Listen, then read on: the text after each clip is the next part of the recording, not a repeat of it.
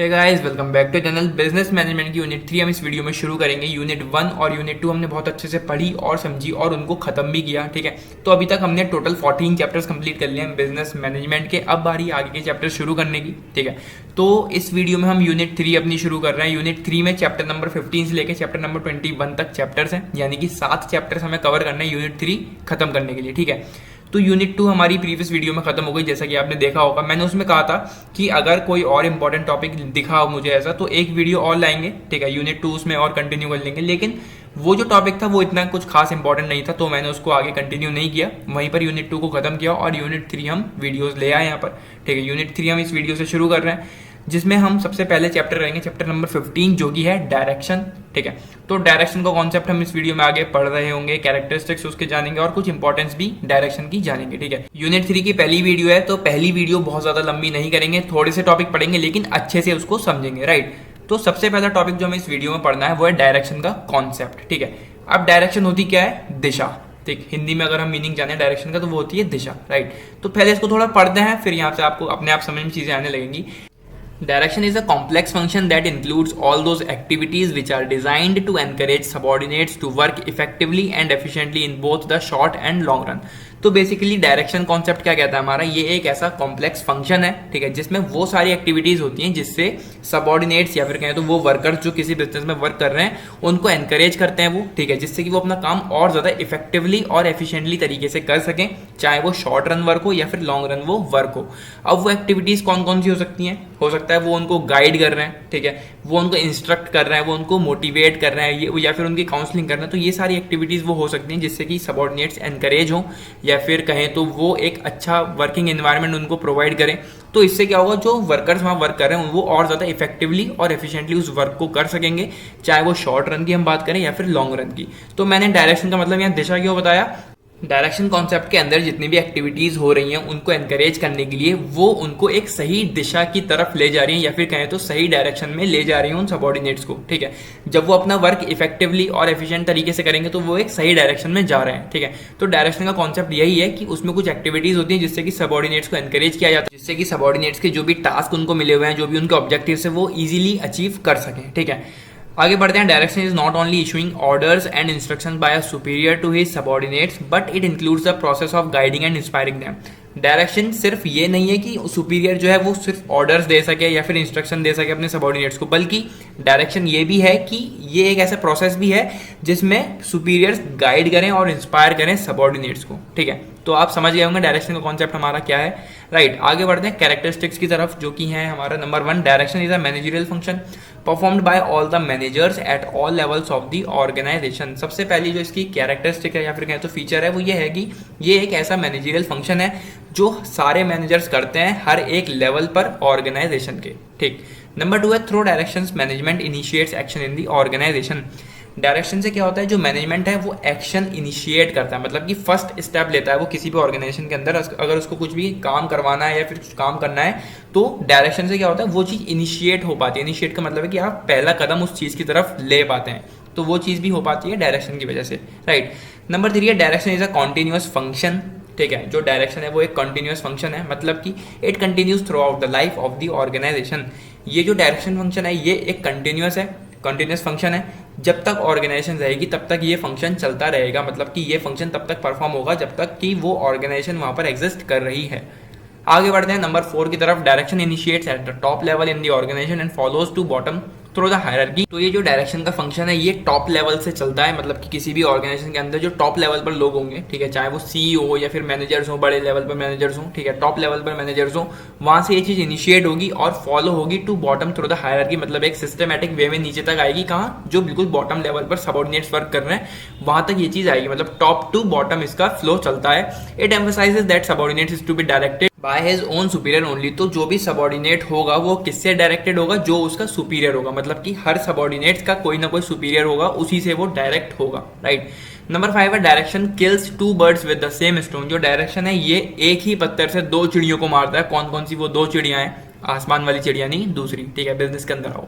On one hand it activises the subordinates to do things as originally planned. तो पहली चीज़ तो वो ये कर रहे हैं कि जो भी पहले से सारी चीज़ें उन्होंने प्लान करी है, जो टास्क उन्होंने पहले से प्लान किए हुए हैं, जो ऑब्जेक्टिव्स उनके पहले से प्लान है, उन चीज़ों को करने में सबऑर्डिनेट्स को वो एनकरेज कर रहे हैं, ठीक है, पहली चीज़ तो ये हो गई। ऑन दी अदर, दूसरी तरफ वो चीज़ क्या हो रही है, it provides opportunities to the superiors to do some more important work which their subordinates can not do. और डायरेक्शन की हेल्प से दूसरी चीज़ ये हो रही है कि वो सुपीरियर्स यानी कि जो अपर लेवल पर लोग वर्क कर रहे हैं उनसे कुछ ऐसा इंपॉर्टेंट वर्क करवा रहे हैं जो कि बहुत ज़्यादा इंपॉर्टेंट है, बाकी कामों से ज़्यादा इंपॉर्टेंट है, और वो वर्क सबऑर्डिनेट्स नहीं कर सकते, ठीक है। तो ये दो चीज़ें हो रही हैं। पहली चीज़, वो सबऑर्डिनेट्स को एनकरेज कर रहे हैं उनके टास्क पूरे करने के लिए, उनको ऑब्जेक्टिव्स उनके अचीव करने के लिए, और दूसरी चीज़, वो सुपीरियर से और ज़्यादा इंपॉर्टेंट वर्क करवा रहे हैं जो कि काफ़ी ज़्यादा इंपॉर्टेंट है और सबऑर्डिनेट उस काम को नहीं कर सकते, राइट। तो ये इसके कुछ कैरेक्टरिस्टिक्स हैं। आगे बढ़ते हैं इंपॉर्टेंस ऑफ डायरेक्शन की तरफ, ठीक है। नंबर 1 है, direction helps to initiate action by people in the organisation towards attainment of desired objectives. तो डायरेक्शन जो है हेल्प करता है एक्शन को इनिशिएट करने में, यानी कि अगर हमें कोई स्टेप किसी चीज़ की तरफ लेना है तो वहाँ पे हम इनिशिएट करेंगे, पहला कदम उस चीज़ की तरफ लेना, ठीक है, लोगों के थ्रू।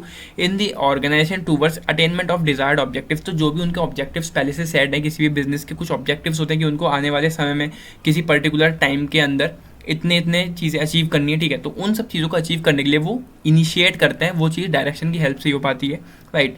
नंबर 2 है, direction integrates employees efforts in the organisation in such a way that every individual effort contributes to the organisational performance.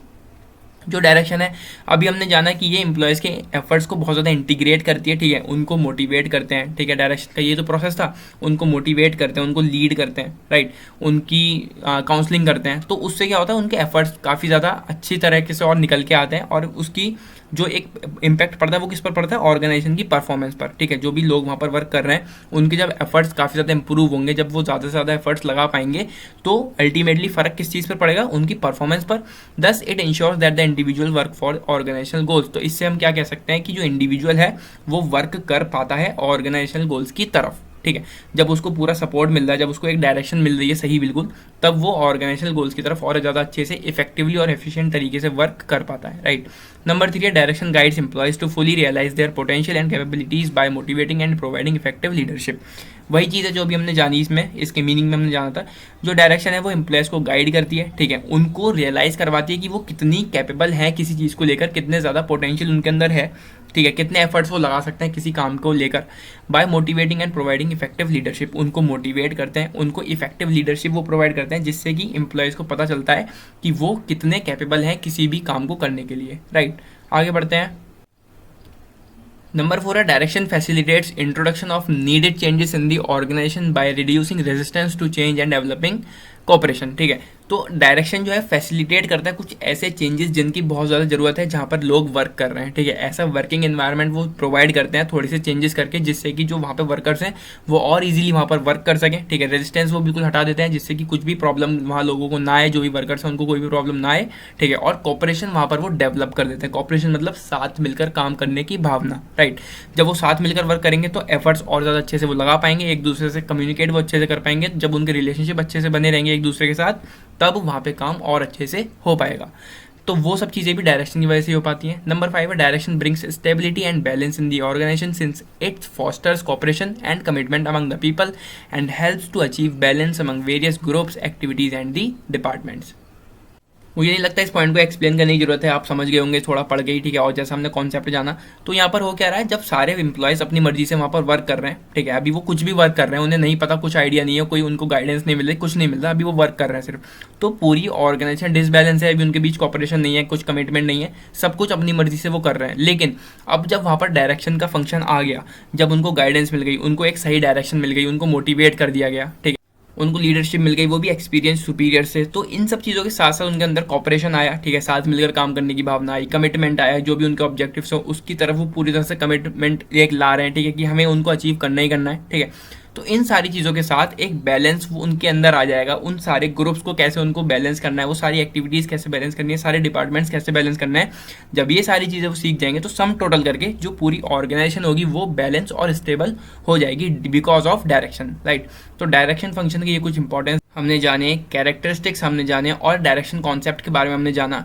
तो इस वीडियो में बस इतना ही। आने वाली वीडियोस में आगे के टॉपिक्स कवर करेंगे। आने वाली वीडियोस के लिए चैनल को सब्सक्राइब करें। मिलते हैं अगली वीडियो में। Till then take care and bye bye.